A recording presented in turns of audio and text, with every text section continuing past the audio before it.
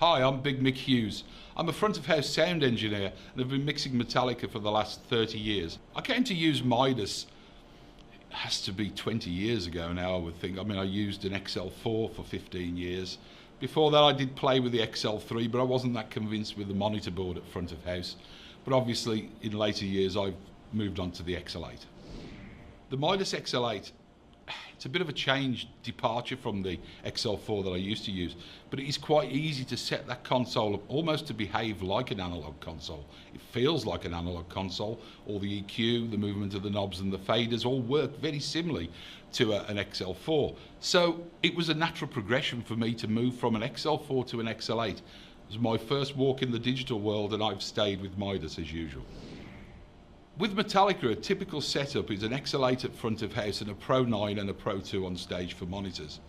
Everything's connected to the MIDAS network, which obviously gives us massive flexibility with all the IOs, input-output boxes we can have anywhere we need them, whether it be Pro Tools, Video World or anything. We can actually patch in everything into the MIDAS network.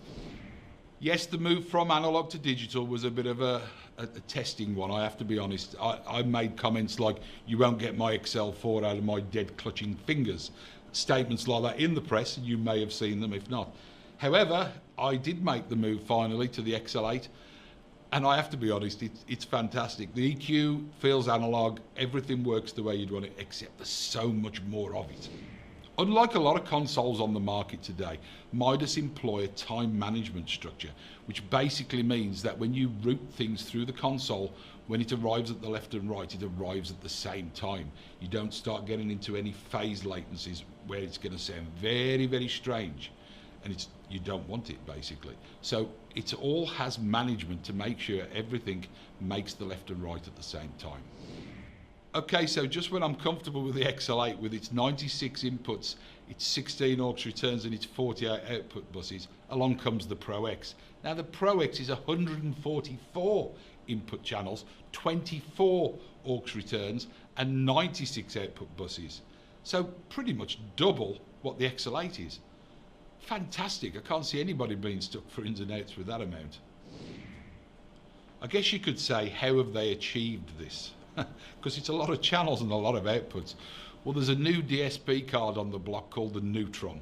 This thing, 2 of these cards would replace my entire XL8 farm of DSP, and that's an entire rack full. And just 2 of these things replaces it. Of course, gives you all the flexibility for whatever you want it to do. It's never going to run out of DSP. So basically, it's kind of funny, I suppose, because as much as I said you'd never get my XL4 out of my hands, could this be the thing that's going to relegate the XL8? It's quite possible, isn't it, with that number of outputs and inputs. Fantastic. Navigating the Pro X is pretty simple, actually. You've got 3 rows of 8. That can be aux send, subgroup, anything you want the 8 to be, 1 to 24. With the press of that button, it's now 25 to 48. But you might not need to do that. Let's say you were sitting in 1 to 24 and you want to bring the levels down to your faders here of aux 1 to 8. You literally press the button at the side and the VCA faders become the levels for 1 to 8. Let's say I wanted 9 to 16. Just press the next row down, 9 to 16. And on from that. Okay, so that takes us up to 24. What happens if we want to get at 25? Scroll by 24. 25 is now on number 1 here.